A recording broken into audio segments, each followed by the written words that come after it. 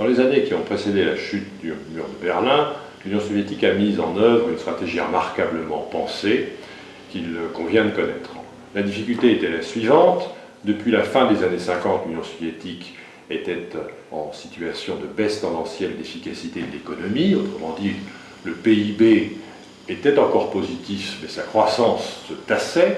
En 1985, le PIB a une croissance quasi nulle quand arrive Mikhaïl Gorbatchev comme secrétaire général du Parti communiste de l'Union soviétique.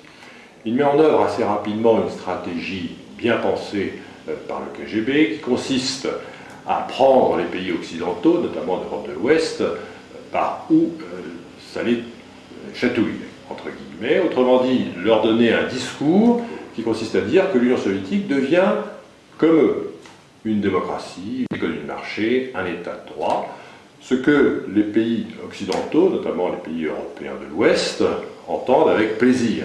Le résultat, c'est qu'il y a des crédits pour aider cette perestroïka, crédits qui, pourtant, ne sont plus remboursés après quelques années, parce que l'Union soviétique, dans le même temps, fait fuir ses capitaux dans un certain nombre de banques qui les abritent secrètement. Il y a donc une stratégie remarquablement pensée qui vise à ancrer l'Union soviétique à l'Europe de l'Ouest. Cette stratégie s'est donc traduite par des flux en sens inverse, les crédits occidentaux et ouest-européens en particulier vers l'Union soviétique et la fuite des capitaux soviétiques vers un certain nombre de banques dans le vaste monde.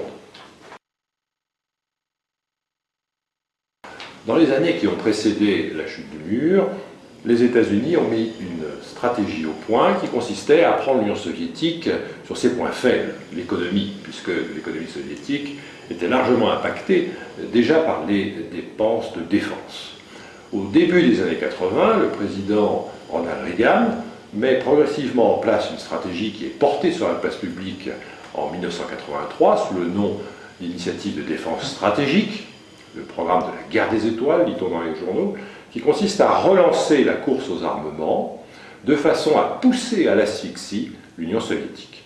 Il est intéressant de savoir que les États-Unis peuvent s'appuyer dans cette affaire sur le pape Jean-Paul II, qui se trouve être polonais, qui est informé de la stratégie et qui est finalement d'accord pour pousser à l'asphyxie l'URSS de façon à élargir, autant que faire se peut, la sphère de liberté du bloc de l'Est, notamment des anciens pays satellites. Voilà la stratégie américaine. C'est une stratégie qui dépense près de 400 milliards de dollars par an durant les années 80, un petit peu comme un marathonien qui pousse une accélération pour décrocher son poursuivant direct depuis la fin de la Seconde Guerre mondiale. Le résultat, ça a été la victoire de la stratégie américaine.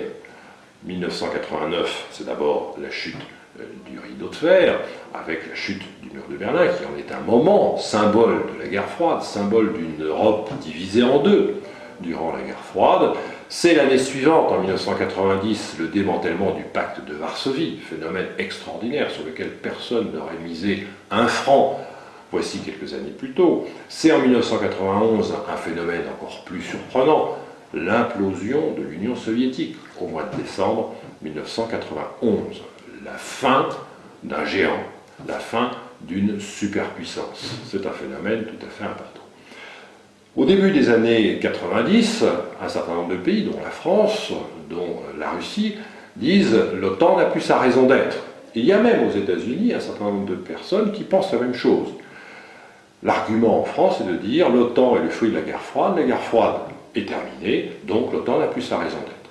Pourtant, force est de constater que l'OTAN a survécu à la fin de la guerre froide et elle s'est même élargie dès 1999, c'est-à-dire pour le 10e anniversaire de la chute du mur, à 3 nouveaux pays issus du bloc de l'Est, la Pologne, la République tchèque et la Hongrie. Phénomène inimaginable 15 ans plus tôt. En 2004, l'OTAN s'élargit à de nouveaux pays, notamment les pays baltes, qui sont des républiques issues de l'Union soviétique, ce qui, bien évidemment, n'a pas forcément fait plaisir à Moscou. On observe donc que l'OTAN a survécu. La configuration géopolitique de l'Europe, 20 ans après la chute du mur, a considérablement changé. Des pays qui étaient satellites de l'URSS sont devenus membres de l'OTAN. parfois des solides soutiens à la politique de l'OTAN et des États-Unis, même si on peut observer que ces dernières années, l'Irak étant passé par là, l'Afghanistan étant passé par là, les relations se sont un petit peu distendues ou reformatées avec Washington, ce qui peut laisser à un pays comme la France qui s'y prendrait habilement une marge de manœuvre pour développer une Europe de la défense plus conforme à une vision européenne. Mais on n'en est pas encore là.